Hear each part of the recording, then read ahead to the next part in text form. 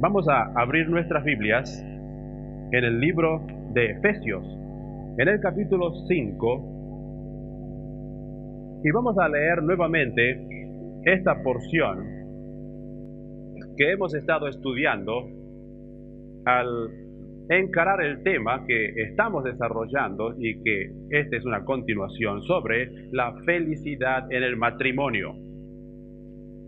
Efesios capítulo 5 y versículo 31 dice así: Por esto dejará el hombre a su padre y a su madre y se unirá a su mujer, y los dos serán una sola carne. Grande es este misterio, mas yo digo esto respecto de Cristo y de la iglesia. Por lo demás, cada uno de vosotros ame también a su mujer como a sí mismo, y la mujer respete a su marido. Que el Señor bendiga su santa palabra. Como todos nosotros sabemos, hemos tratado de establecer en esta serie una serie de principios básicos sacados de las Sagradas Escrituras para poder comprender el diseño de Dios para la familia. Y hasta ahora hemos enunciado 7 principios. Y haríamos muy bien, mis hermanos, si cada uno de nosotros nos examináramos a través de ellos. Primeramente como individuo, en segundo lugar como matrimonios y en tercer lugar como familia. Para poder, con la ayuda del Espíritu de Dios, modificar aquellas actitudes que son incorrectas, corregir los procedimientos que están errados, cambiar los elementos negativos de nuestra comunicación y extirpar las cosas que acepté y que ahora me doy cuenta que van en contra de la voluntad de Dios, de su palabra, de mi testimonio, de mi vida espiritual, de mi familia.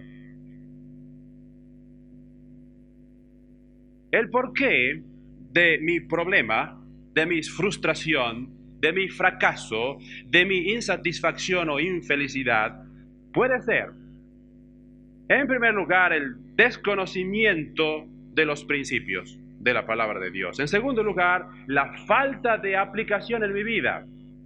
En tercer lugar, la violación de uno de estos principios. Y quiero yo repasar con ustedes rápidamente para que lleguemos así al punto en que hemos dejado nosotros la última clase. El principio número 1 dice: yo tengo que ser un hijo de Dios. Ahora, ¿por qué tengo problema en mi matrimonio o en mi familia? Porque es muy probable que tengo una mera religión y no una verdadera relación. No he tenido una experiencia personal con el Señor Jesucristo. Y mi querido amigo, sin este requisito, ningún hombre o mujer podrá hacer de su vida, de su matrimonio, de su familia, lo que Dios realmente quiere que sea. Principio número 2. Yo debo seguir la instrucción divina. ¿Por qué tengo problemas en mi matrimonio o por qué tengo problemas en mi familia? Porque no tengo a la Biblia como la regla de conducta para mi vida personal y familiar. Porque no sigo las instrucciones del Creador. Porque no respeto el diseño divino. Porque no reflexiono bíblicamente. Porque no razono con la palabra de Dios. ¿Lo entendió? Principio número 3. Yo debo ser lleno del Espíritu Santo. ¿Por qué como cristiano tengo problemas en mi matrimonio o en mi familia? Usted me dirá, pero si yo acepté al Señor hace tiempo, hace 1 año, 2 años, y todavía tengo desajustes tremendos con mi cónyuge. Es decir, yo acepté al Señor, principio número 1. Pero no estoy viviendo de acuerdo a la instrucción divina, principio número 2. ¿Por qué? La respuesta es porque no somos llenos del Espíritu Santo. Y entre paréntesis, yo quiero decirle que de la lista de condiciones o de principios que estamos estudiando, una de las cosas que más me cuesta a mí personalmente y en las cuales estamos trabajando con mi esposa es este principio, el tratar de ser llenos del Espíritu Santo de Dios. Porque si Dios no está trabajando en mi vida, me doy cuenta, mi relación consigo mismo, mi relación con mi esposa y mis hijos e incluso con los demás estará tremendamente afectada.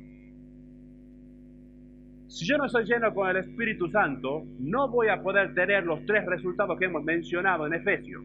Es decir, no va a haber paz en mi corazón, no va a haber alegría en mi alma, no va a haber contentamiento, gozo interno que resulta en una canción. En segundo lugar, si yo no soy lleno del Espíritu Santo, mi relación con Dios no va a estar correcta. Es decir, la relación vertical va a estar funcionando mal. Es decir, no vamos a tener un corazón agradecido siempre y por todo. Y la tercera condición o resultado hacia los demás, según el versículo 21 de Efesios capítulo 5, las relaciones horizontales van a estar en crisis. ¿Cómo está mi copita? ¿Cómo está mi copa? Un día estaba mi copa boca abajo. Cuando acepté al Señor se tornó hacia arriba, pero durante mi vida está torcida. Y entonces el vacío, el aire, mi egoísmo y mi pecaminosidad se hace presente en mi vida. Y yo constantemente necesito, mis hermanos, hacer que mi copa vuelva hacia Dios. Y hacer que las bendiciones caigan y rebose mi vida con la llenura del Espíritu Santo. Principio número 4. Yo debo someterme a los demás. ¿Por qué tengo problemas en mi relación? Mis queridos hermanos, probablemente porque no hemos aprendido a someternos a los demás en el temor de Dios, adoptando como cristianos esta nueva filosofía que es contraria y opuesta a la naturaleza básica del hombre carnal. ¿Por qué tengo problemas? Porque todavía mi corazón rebosa de orgullo, de altanería, de insensibilidad y de amor propio. ¿Se da cuenta? Una consecuencia también de la falta de llenura del Espíritu Santo. Principio número 5. Los ingredientes de toda relación óptima son la sumisión y la autoridad. ¿Por qué tengo problemas en mi matrimonio? Porque aparte de no haber aprendido a someterme mutuamente como pareja, la esposa no acepta el liderazgo de su esposo. O el marido no ha asumido su responsabilidad como la cabeza del hogar. Principio número 6. El matrimonio es una institución divina. ¿Por qué razón no soy feliz en mi matrimonio? Porque quizás estoy negando algunas de las 7 condiciones exteriores que Dios ha establecido en su diseño y que hemos mencionado nosotros en una de las clases anteriores.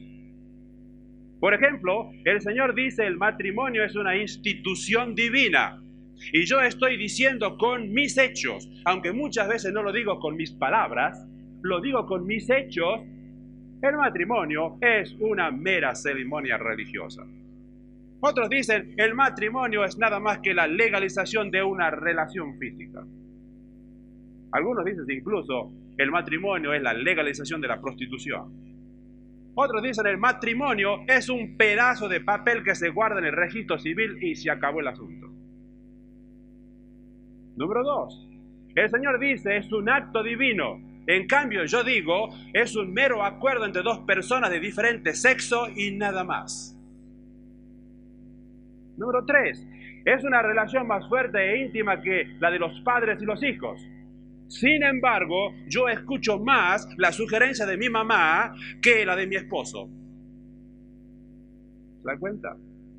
Y me doy cuenta que en mi vida, o que toda mi vida se encuentra centrada en mis hijos y gira en torno a ellos, dejando relegada mi relación con mi cónyuge a un segundo lugar. ¿Se da cuenta cómo nosotros estamos alterando todos estos principios uno detrás de otros? Y se da cuenta por qué entonces algunas cosas no funcionan en mi matrimonio. Número 4. Hemos visto que el Señor dice, el matrimonio es una unión vital. Es decir, es una unión como la que existe entre la cabeza y el cuerpo, cuya separación produce la muerte.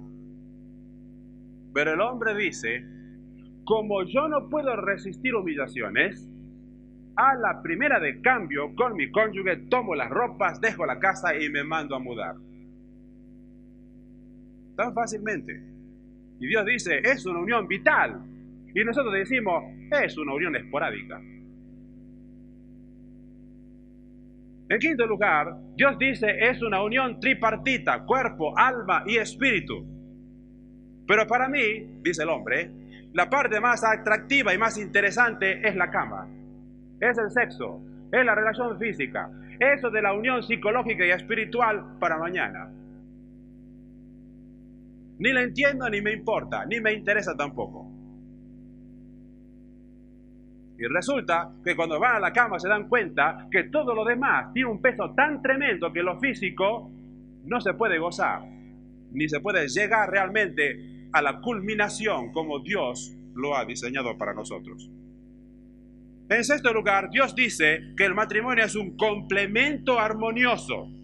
Sin embargo, el marido dice, en mi casa yo no puedo decir que mi esposa es para mí una ayuda idónea. Me encuentro haciendo cosas que no me corresponden a mí y debo ir afuera de mi casa para encontrar el complemento que debiera encontrar en mi hogar. Es decir, no hay allí la complementación armoniosa. O la mujer dice, él se va con sus amigos y me deja con toda la responsabilidad de la casa, desde los hijos hasta las cuentas, desde los quehaceres de la casa, la comida, etcétera, la limpieza, hasta la parte financiera. Él solamente va a trabajar, me deja el dinero y después se va con sus amigos. No hay complementación. Punto número 7. Dios dice el matrimonio es una unión indisoluble. Lo que Dios juntó no lo separa el hombre. Sin embargo, ¿qué es lo que dice el hombre prácticamente? La unión del matrimonio. Para mí es importante mientras yo me sienta un poco excitado. Cuando pasó la excitación voy a buscar otra forma de poder llenar mi satisfacción. Y así tenemos nosotros que estamos viviendo en un país en el que hay un divorcio cada 1,8 casamientos. Es decir, se casan 100, se divorcian 60 casi. Y lo peor, que un gran porcentaje se divorcia por incompatibilidad de caracteres. Y que esta es una linda expresión técnica detrás de lo cual se ocultan las excusas más triviales, las motivaciones más egoístas, los pecados más inconfesables, la más extrema terquedad, la dureza de corazón y lo que es peor, una tremenda falta de sensibilidad espiritual y de temor de Dios y de temor de su palabra. ¿Se da cuenta? Estamos nosotros alterando constantemente los principios bíblicos. Y esto nos lleva al principio número 7. ¿Qué hemos dicho como principio número 7? Que la felicidad es un subproducto del cumplimiento de las leyes morales y espirituales. En una forma más simplificada, la felicidad es un subproducto de la obediencia. Entonces, ¿por qué era feliz la primera pareja, el primer matrimonio, y yo no soy feliz? ¿Sabe por qué? Porque el orden moral y espiritual en que ellos se desenvolvían y el nuestro son diferentes. ¿Y cuáles son estas diferencias? Esas son las cosas que quisiera tratar en el día de hoy. ¿Cuáles son aquellas cosas que hacían realmente felices al primer matrimonio?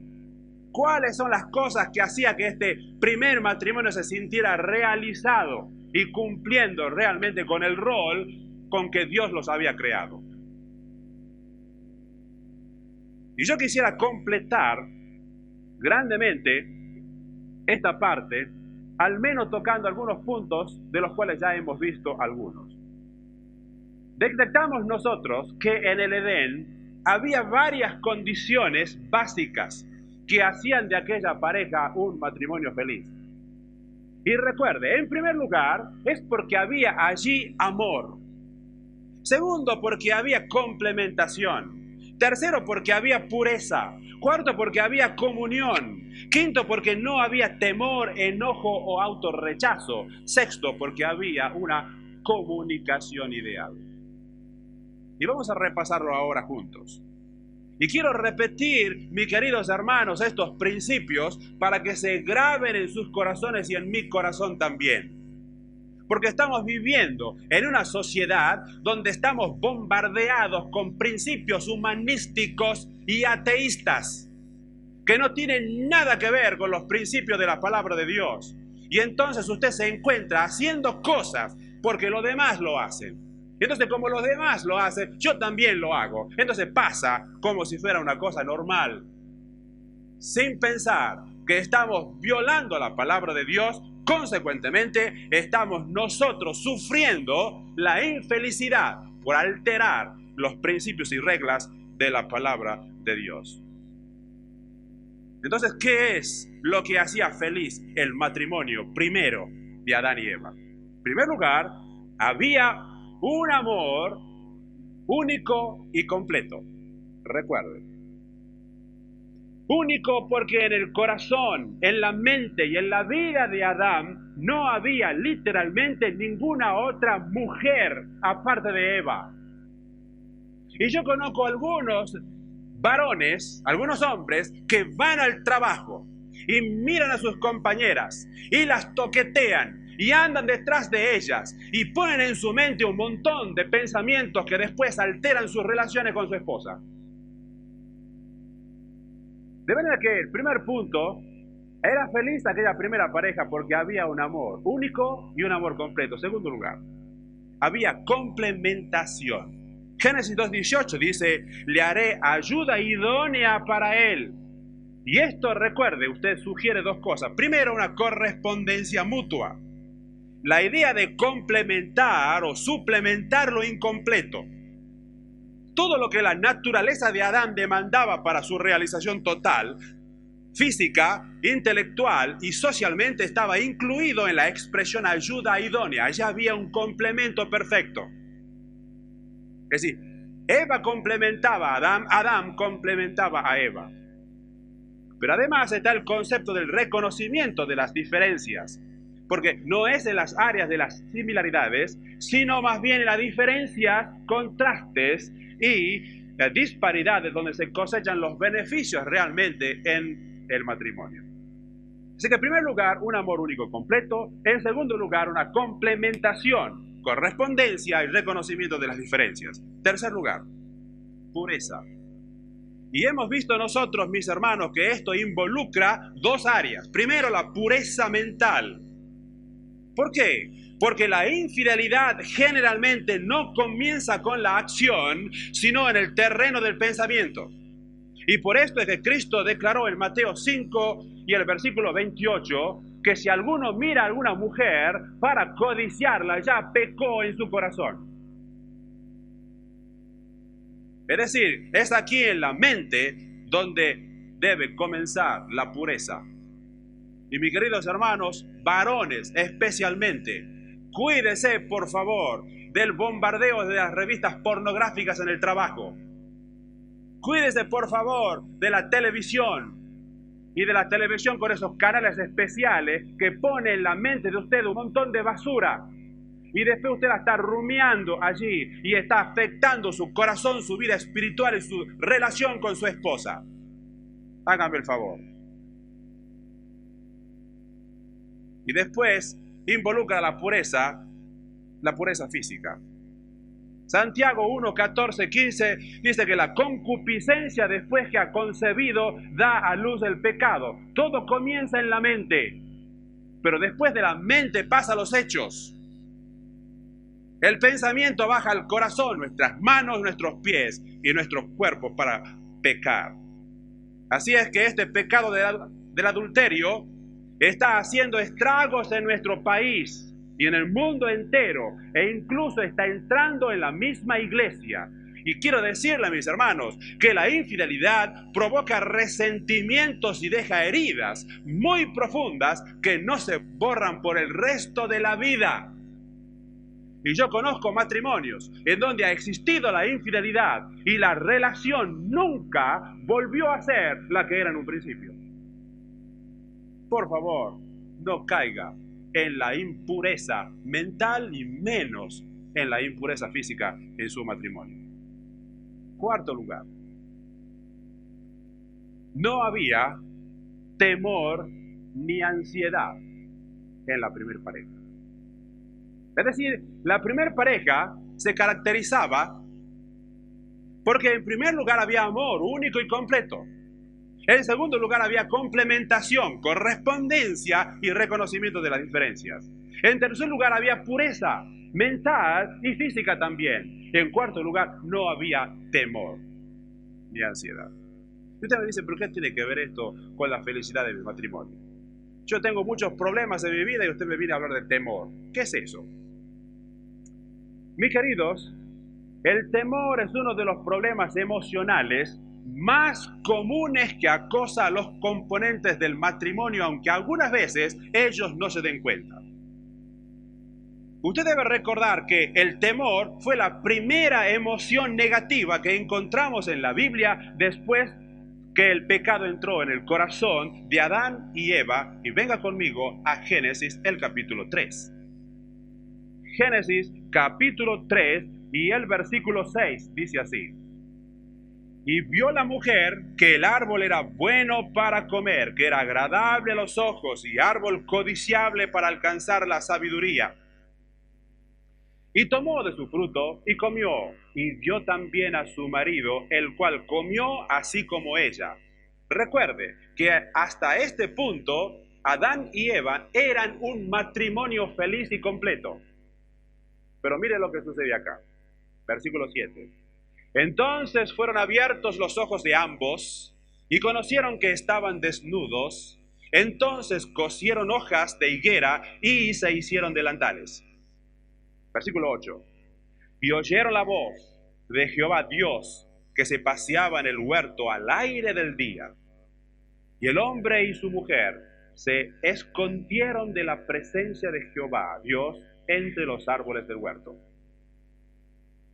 Mas Jehová Dios llamó al hombre y le dijo: ¿dónde estás tú?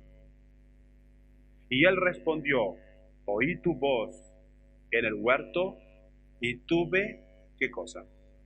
Y tuve miedo, porque estaba desnudo y me escondí.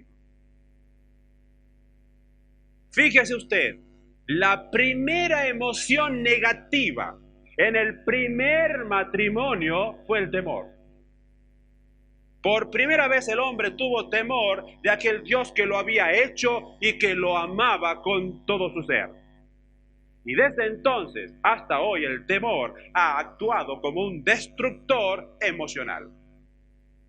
Ahora, antes de decirles algunas cosas acerca del temor, quiero advertirles que el temor básicamente tiene dos significados. Y quiero aclararles para que no se haga confusión en su mente.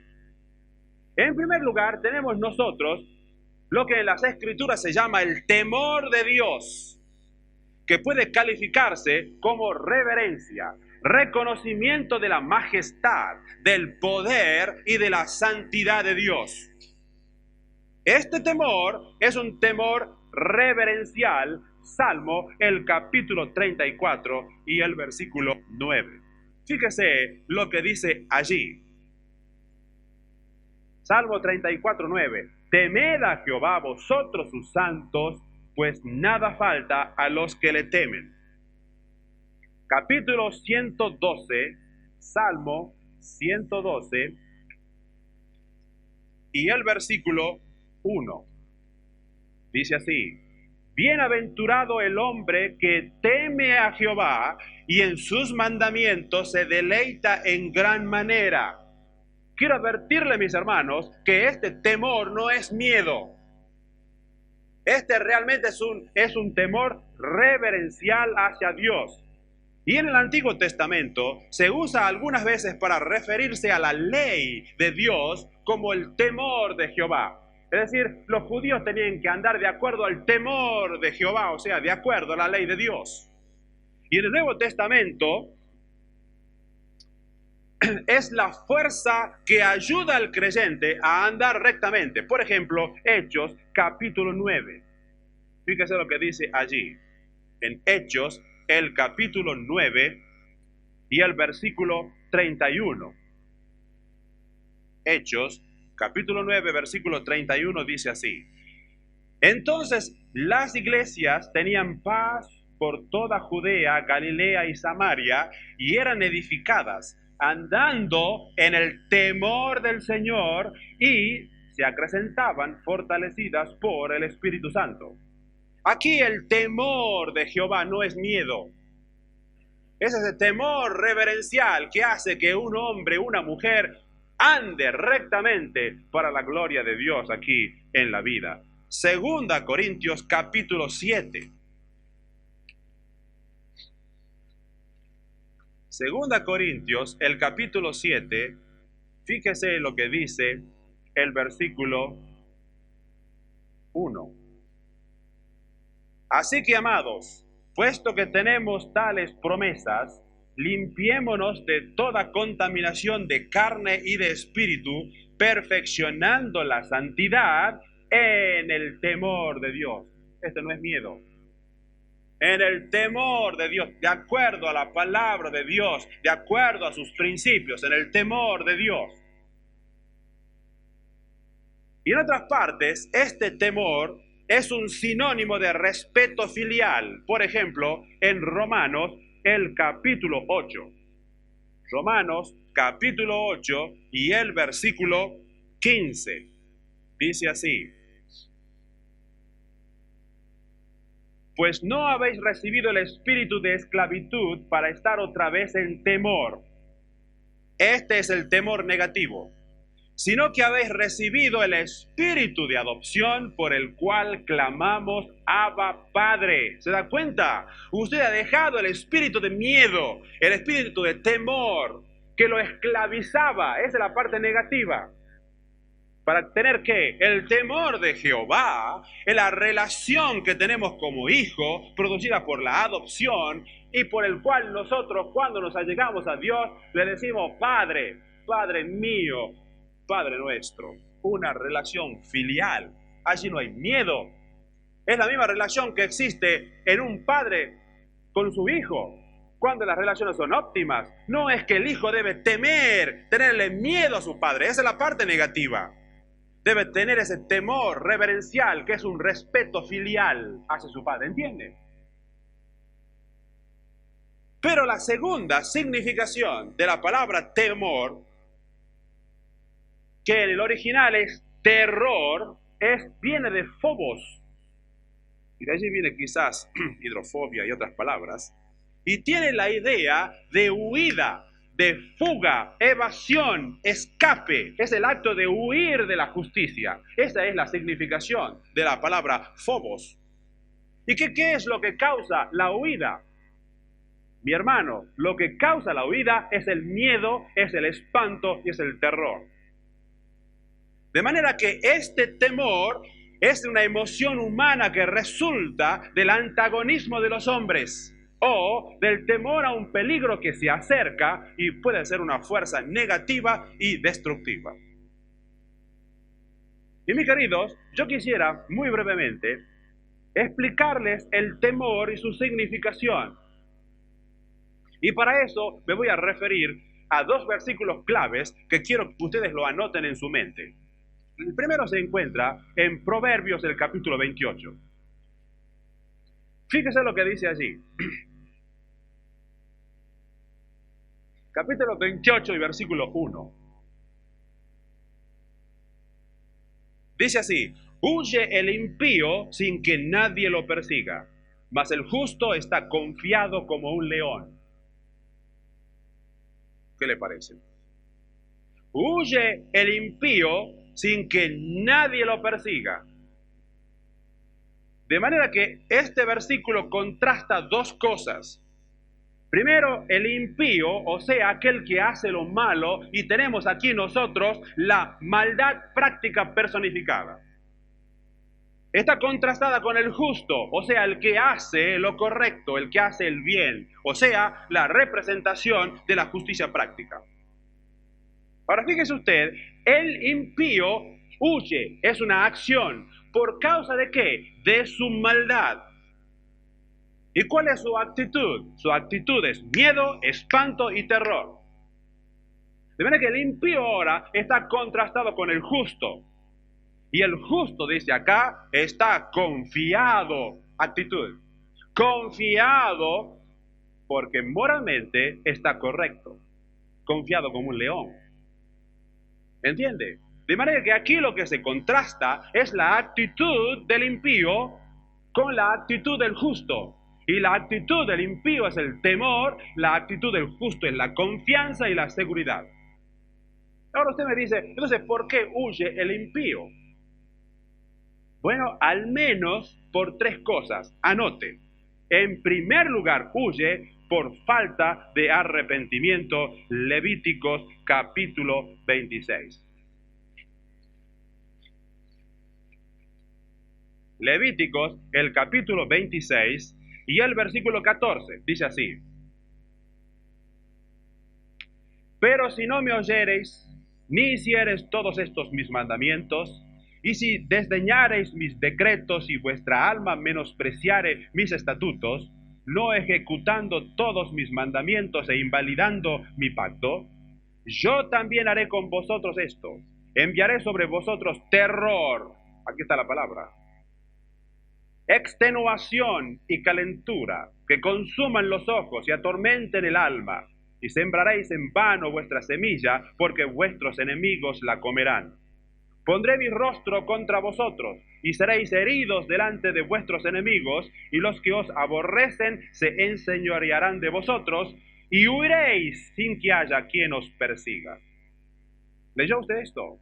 Y huiréis sin que haya quien os persiga. De manera que, en primer lugar, el impío huye por falta de arrepentimiento. Versículo 36 del mismo capítulo y 37 dice así: y a los que queden de vosotros infundiré en sus corazones tal cobardía en la tierra de sus enemigos, que el sonido de una hoja que se mueva los perseguirá, y huirán como ante la espada, y caerán sin que nadie los persiga. Tropezarán los unos con los otros como si huyeran ante la espada, aunque nadie los persiga. Y no podréis resistir delante de vuestros enemigos. ¿Se da cuenta? Aquí hay una huida sin que nadie los persiga porque no hay arrepentimiento. Segundo lugar, una persona huye sin que nadie los persiga por el temor del juicio de Dios. Deuteronomio capítulo 28. Deuteronomio capítulo 28 y el versículo 65. 28 y 65. Dice así: y ni aun entre estas naciones descansarás, ni la planta de tu pie tendrá reposo, pues allí te dará Jehová corazón temeroso, aquí está la palabra, y desfallecimiento de ojos y tristeza de alma, y tendrás tu vida como algo que pende delante de ti, y estarás temeroso de noche y de día, y no tendrás seguridad de tu vida. Por la mañana dirás: ¿quién diera que fuese la tarde? Y a la tarde dirás: ¿quién diera que fuese la mañana? Por el miedo de tu corazón, con que estarás amedrentado, y por lo que verán tus ojos. ¿Se da cuenta usted? Una persona huye sin que nadie lo persiga por el temor del juicio de Dios. Tercer lugar, una persona huye sin que nadie lo persiga por el sentido de culpabilidad. Romanos, el capítulo 2. Romanos, capítulo 2, y el versículo 14 dice así: porque cuando los gentiles que no tienen ley hacen por naturaleza lo que es de la ley, estos, aunque no tengan ley, son ley para sí mismos, mostrando la obra de la ley escrita en sus corazones, dando testimonio a su conciencia y acusándoles o defendiéndoles sus razonamientos, en el día en que Dios juzgará por Jesucristo los secretos de los hombres conforme a mi evangelio. Mi querido hermano, cuando una persona peca, su conciencia le acusa, y entonces se produce el temor, y como consecuencia del temor, la huida sin que nadie lo persiga. Conclusión. Simplemente de la consideración de este versículo, yo puedo ver que cuando alguien huye sin que nadie lo persiga, es una demostración que el tal es un impío. Es decir, entretiene un pecado no confesado.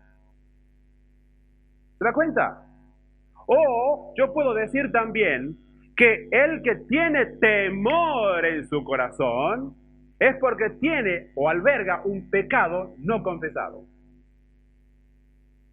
Me llamó la atención en el último bautismo que 3 de las personas que se bautizaron y seguidas confesaron que antes de haber aceptado al Señor, ellos tenían problemas en su vida por el temor a la muerte.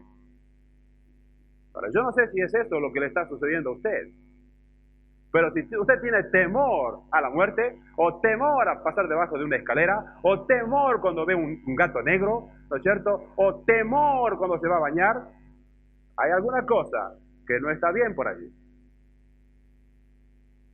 Y yo quiero decirle más todavía. Cuando el hombre ignora el perdón y el amor que infunde el Espíritu Santo, puede llegar a ser completamente dominado y acobardado por el temor. Y entre nosotros hay personas que están así viviendo una vida de temor, y ese temor está afectando su relación con su esposo y su relación con sus hijos. Usted sabe que hay una solución. Usted tiene que venir a Cristo, entregar su corazón y ser lleno del Espíritu Santo, y Él se va a encargar del temor.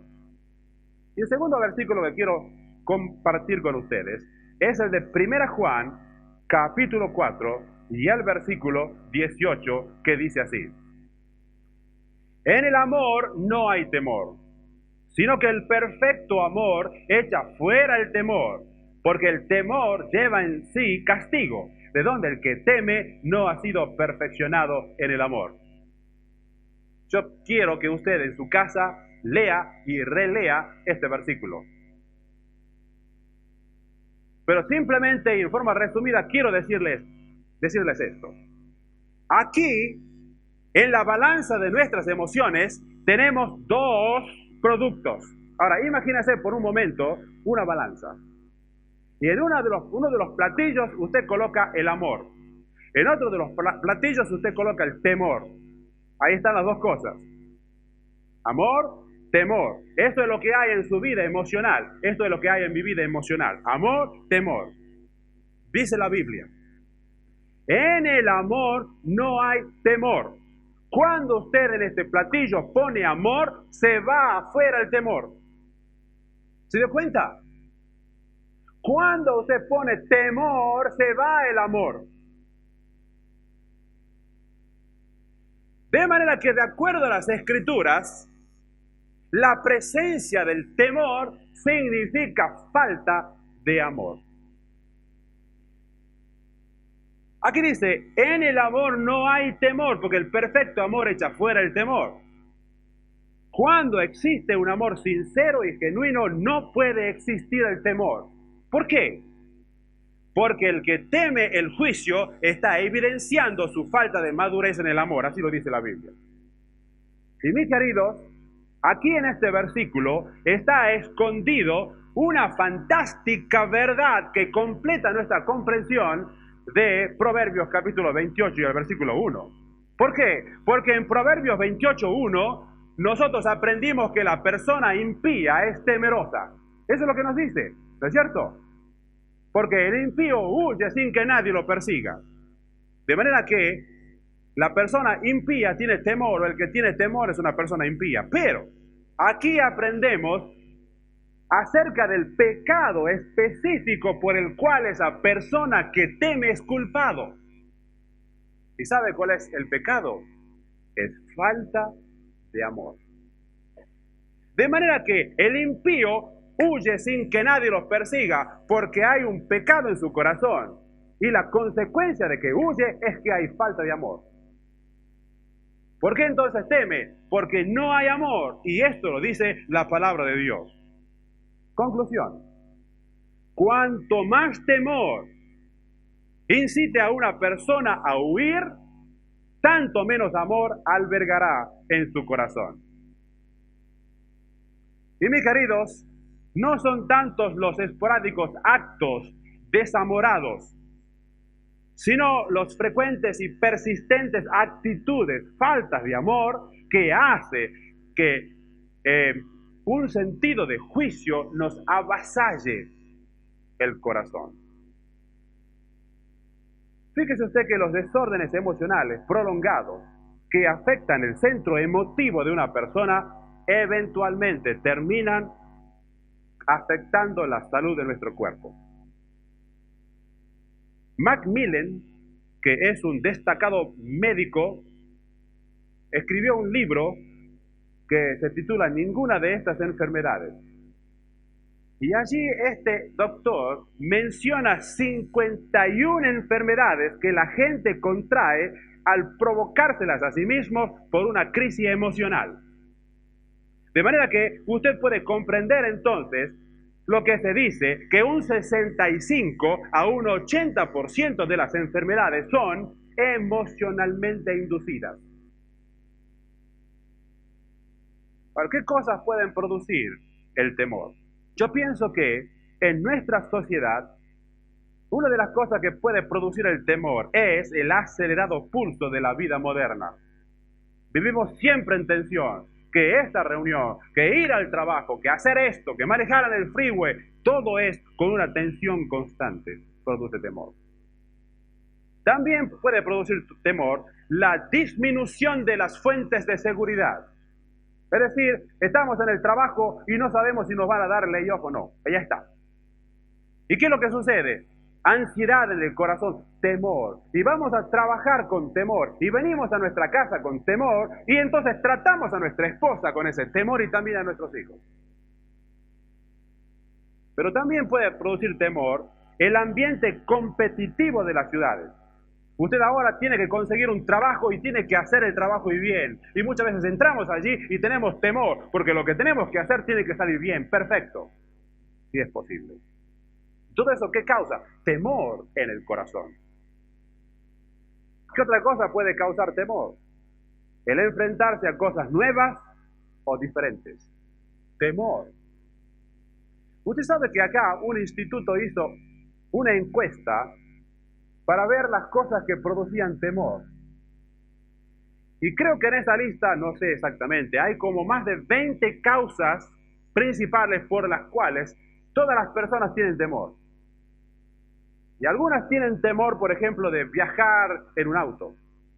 Otros tienen temor por el agua. Otros tienen temor por pasar debajo de una escalera. Otros tienen temor de dormir solos. Otros tienen temor a las tinieblas o a la noche. Otros tienen temor de ir solos por la calle, etcétera, etcétera. ¿Sabe cuál es el número 1 de todos los temores? ¿A qué no se puede imaginar? El número 1 de todos los temores es hablar en público. La mayor parte de la gente tiene miedo y temor de hablar delante de los demás. Fíjese usted. Y por eso es que hay muchos hermanos que dan un montón de excusas cuando ellos tienen que encargarse de la escuela dominical, o tienen que encargarse de un estudio bíblico, o tienen que encargarse de discipular a alguien porque tienen temor. Y ahora yo tengo varios aliados, porque varias hermanas se están enseñando en Amor en Acción. Entonces ellos están aprendiendo lo que realmente es la responsabilidad de preparar algo para dar la palabra de Dios a los demás. Y por lo menos tengo algunas personas que me entienden. Porque realmente, mis hermanos, no es una cosa fácil. Temor. Una persona temerosa, quizás en este momento, quiero decirles entre paréntesis, muchas de nuestras actividades rutinarias hoy son rutina, pero nos causaron un miedo tremendo hace unos años. Yo me imagino, yo pienso, cuando yo aprendí a manejar, tenía aproximadamente unos 20 años. Y yo me acuerdo que cuando yo me subí en aquel jeep donde aprendí a manejar, me temblaban las piernas. Y yo me bajé de aquel jeep con el pie derecho endurecido, porque estaba manejando la primera vez. ahora es un acto rutinario como también para usted. Y muchas cosas que usted hace ahora son rutina, pero le causaron temor la primera vez. Por ejemplo, mi señora la vez pasada entró por primera vez en el freeway.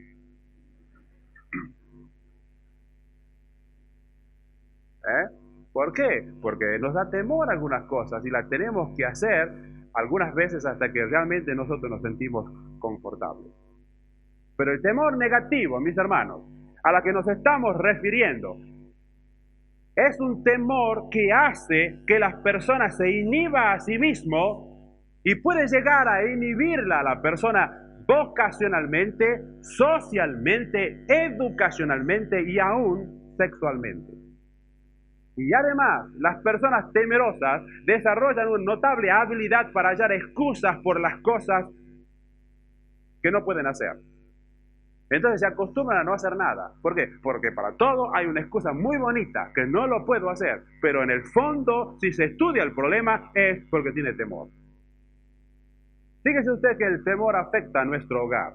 ¿Por qué? Porque ahoga la conversación y la comunicación. El otro día yo vi en un programa de televisión a una pareja. Y allí estaba la mujer, una mujer deprimida.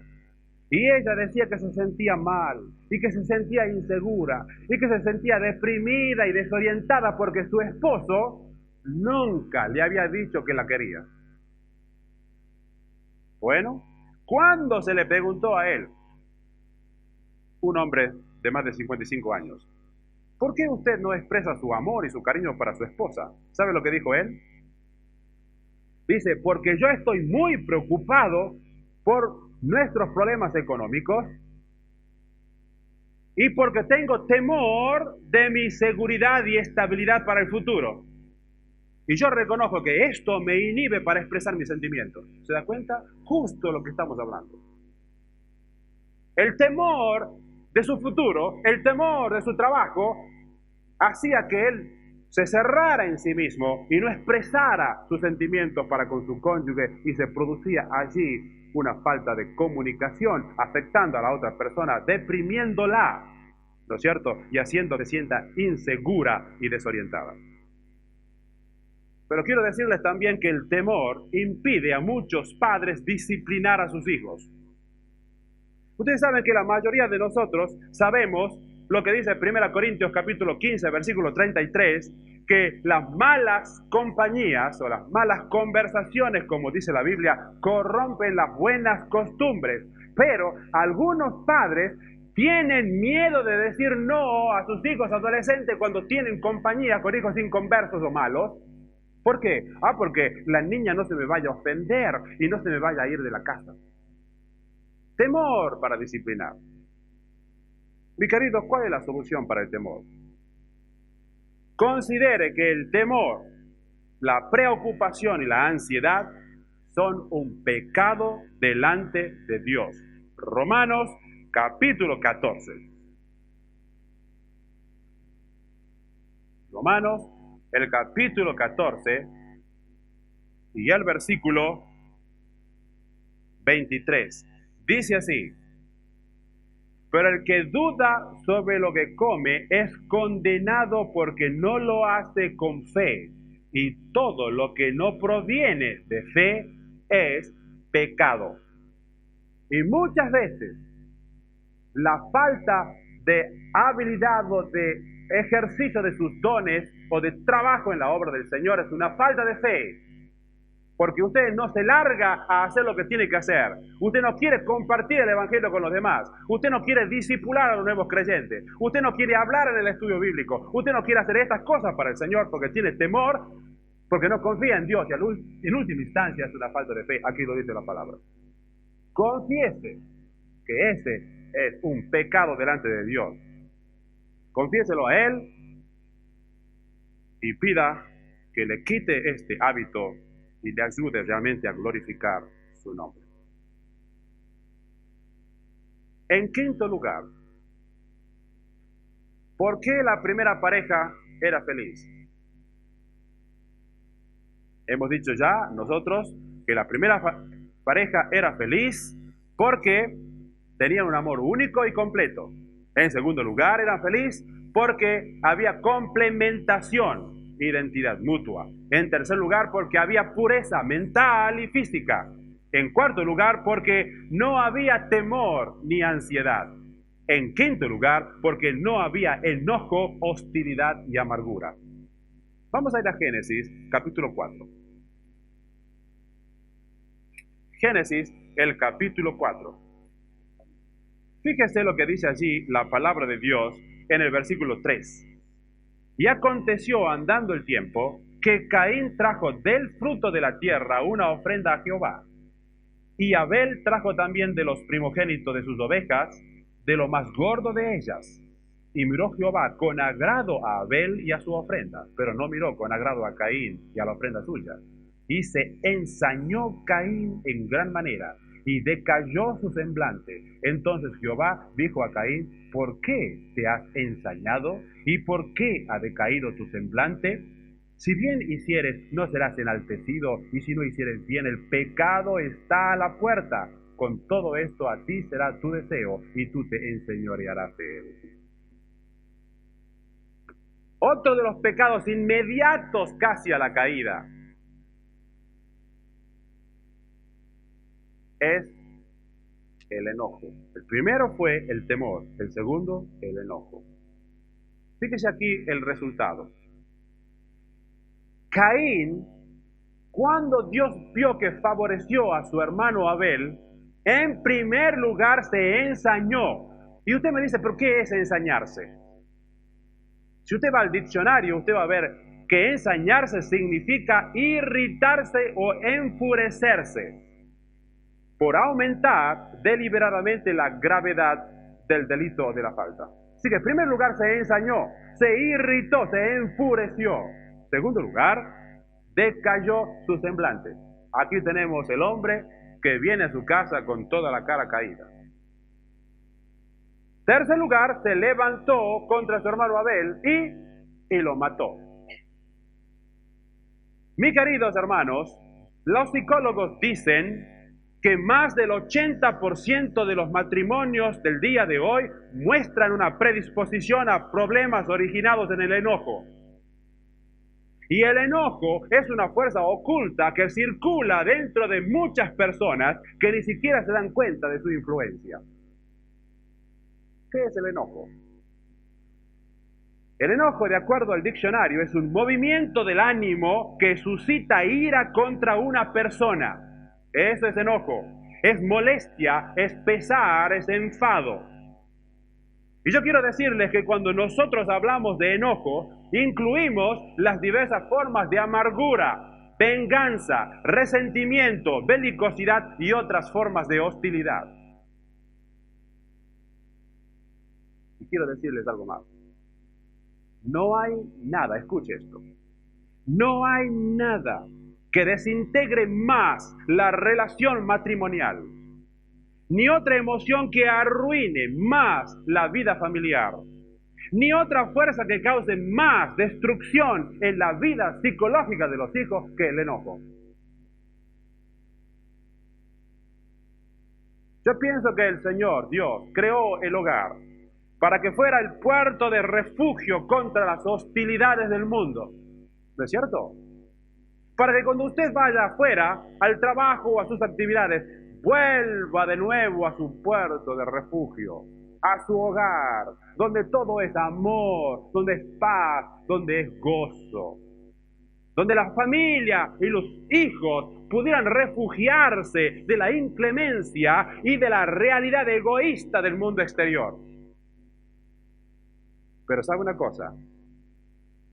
Lo triste de todo es que muchas personas encuentran más hostilidad y animosidad en sus propios hogares que fuera de ellos. Lo triste de todo, lo más triste que pueda acontecer realmente, es que en muchos casos muchas personas encuentran más hostilidad y más animosidad en sus propios hogares, con sus propios cónyuges, con sus propios hijos, que afuera en el trabajo.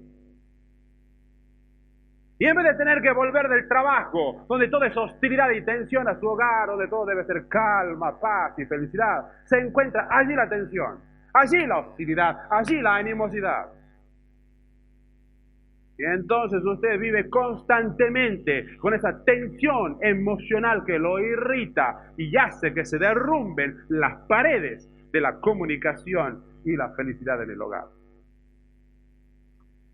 Hace más o menos 3 años vino a verme una pareja. Él, 30 años, ella, 20 años. Decían ser católicos, pero no iban a ninguna iglesia. Y fíjese lo que dijo él. Se habían casado ya hacía 2 años y medio y estaban pensando en el divorcio. Entonces él me dijo, me quiero divorciar porque ella no muestra ningún interés en mí. No muestra realmente que me quiere. Y en segundo lugar, yo quisiera ver más responsabilidad como ama de casa y como esposa. Porque no atiende la casa, no atiende a nuestros hijos, no atiende el hogar. Un esposo dispuesto a disolver su matrimonio porque su esposa era indolente. Y entonces le pregunté a ella, bueno, ¿y usted qué dice a esto? ¿Por qué es que él muestra tal tipo de desconformidad en su relación con usted? Mire lo que me contestó. Dice, él no se controla en su carácter, relaciones y amenazas para conmigo. Yo quisiera que deje sus amigos que lo separan de mí. Que deje las parrandas y las borracheras y las llegadas a las 5 de la mañana. ¿Se da cuenta dónde está el problema? Y dice, y yo quisiera que deje el defecto que tiene de gritarme y no hacer más que provocar mayor rebeldía en mí, cuando me grita y algunas veces me pega. ¿Se da cuenta la cosa? Aquí tenemos nosotros una mujer enojada en su corazón y en rebeldía ella empezó a no hacer las cosas de la casa. Y allí está el problema, y el problema con él se suscitó al llegar a un punto que no se podía arreglar. Fíjese que Tim LaHaye, en su libro La familia sujeta al espíritu, dice que en cada uno de los 4 temperamentos básicos el enojo se manifiesta de una forma diferente. Escuche porque es interesante. Dice él, los flemáticos son los que menos se enojan. Y el problema debe ser agudo o los elementos secundarios de su temperamento lo suficientemente fuerte para producir la chispa. Es decir, se enojan pero raramente. Yo no sé si usted es flemático o no, pero gracias a Dios si usted es así, que no se enoja casi nunca. Dice, los sanguíneos manifiestan un humor irascible e impulsivo, pero se olvidan de todo después de la explosión. ¿Se da cuenta? Se enoja, tira los platos por la cabeza, pero después se calma y se olvidó. Los coléricos, del mismo modo, poseen una disposición turbulenta, pero pueden albergar rencor indefinido y estallar nuevamente ni bien algo los recuerda el motivo de su enojo. Ahí tenemos las personas rencorosas. Se enojaron, después se calmaron y después reavivan su enojo y están allí siempre masticando la ira. Tenemos los melancólicos después. Estos son los más peligrosos. Dice que no suelen ser casi nunca irascibles y frecuentemente se vuelven a la venganza. Ahí está la cosa. No son irascibles, no hacen frente a la cosa cuando el problema se suscita, pero allí está el deseo de la venganza. Y siguen rumiando las cosas por mucho tiempo, hirviendo internamente, aunque puedan o no estallar con enojo. Sus emociones reprimidas inhiben sus verdaderos sentimientos y sus juicios. Mis queridos hermanos, las personas que están constantemente enojadas o que poseen rabia interior, ya sea expresada o no, tienen o van en camino a contraer problemas físicos como la impotencia, la frigidez, problemas cardíacos e infartos y crisis emocionales también, y la falta de amor.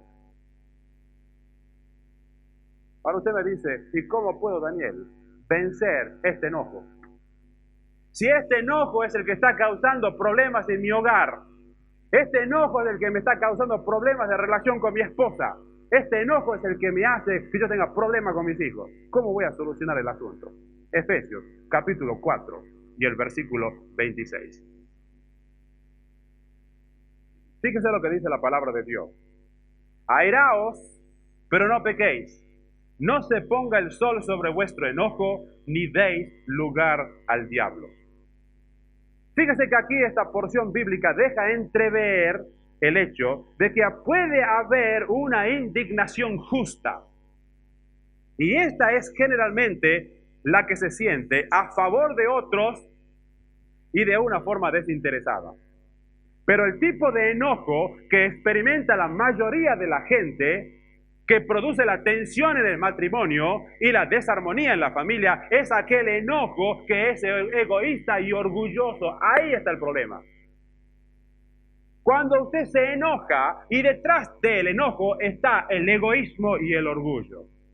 Y este texto, esta porción nos enseña que la clase de enojo que nosotros tengamos tiene que pasar por 3 filtros. En primer lugar dice, no pequéis. Ahora, el enojo suyo lo está haciendo pecar, cuidado. Entonces no es la justa indignación. El enojo suyo llega a pasar después de la noche. Dice, no se ponga el sol sobre vuestro enojo, no baje el sol a la tarde, no venga la noche, no se vayan a la cama enojados. Y mire, yo puedo ver que muchos problemas matrimoniales son debido a que el enojo va de día en día y de semanas en semanas y meses sin que se enfrente el problema, sin que se pidan perdón, sin que se solucione la contienda. Y yo quisiera ver, mis hermanos, matrimonios aquí en este grupo, que cuando vayan a la cama se arrodillen delante de la cama allí y tomados de las manos el matrimonio, oren a Dios. Usted no puede ir a la cama orando y estar enojado con su marido o estar en contra de su mujer. La palabra de Dios dice aquí, no se ponga el sol sobre vuestro enojo, y muchos maridos entienden que en vez de ir a dormir con su esposa, se tienen que ir a dormir en el sofá. Así no es la cosa. La experiencia nos dice que la mayor parte de nosotros, cuando nos enojamos, quebramos algunas de estas 3 condiciones. ¿Por qué? Porque pecamos cuando nos enojamos diciendo malas palabras y malas expresiones. Mi querido hermano, cuando usted se enoje, controle su palabra, controle sus dichos, controle las oraciones con que usted se expresa. Y no hiera ni digas cosas que blasfemen el nombre de Dios. No peque. Si usted dice alguna de esas cosas, usted no se está enojando justamente. Usted está pecando contra Dios. ¿Se escuchó? Eso es lo que dice la Biblia. En segundo lugar, nosotros dejamos que se ponga el sol sobre el enojo. Es decir, hacemos que el enojo se transforme en un rencor en el corazón. Y en tercer lugar, hacemos o decimos cosas en contra de la voluntad de Dios. ¿Sabe cuándo se produce el enojo más frecuentemente? Cuando alguien nos rechaza, cuando alguien nos insulta o cuando alguien nos injuria. ¿Cómo vamos a vencer el enojo? Fíjese que algunos psicólogos dicen que para vencer el enojo o para solucionar el problema del enojo, yo en primer lugar debo expresarlo. Eso es lo que dicen algunos. Otros dicen, bueno, es mejor reprimirlo, porque si yo me enojo y manifiesto mi enojo, se produce allí el problema. Yo quisiera decirle a mis hermanos que de acuerdo a la palabra de Dios, lo que yo puedo ver es que ninguna de estas 2 soluciones son recomendables. ¿Por qué? Porque expresarlo complica las cosas, porque afianza el patrón habitual en el subconsciente de una forma más profunda. ¿Por qué? Al expresarlo, usted se transforma, hace que el enojo se transforme en un hábito. Y es más fácil caer en él. ¿Por qué? Porque es una emoción negativa y que puede perdurar en su subconsciente. Entonces, esa solución no sirve. Otro dice que hay que reprimirlo, pero ¿sabe una cosa? Reprimirlo puede provocar una de las 51 enfermedades que menciona este doctor Macmillan. Ese es el consejo de la palabra de Dios.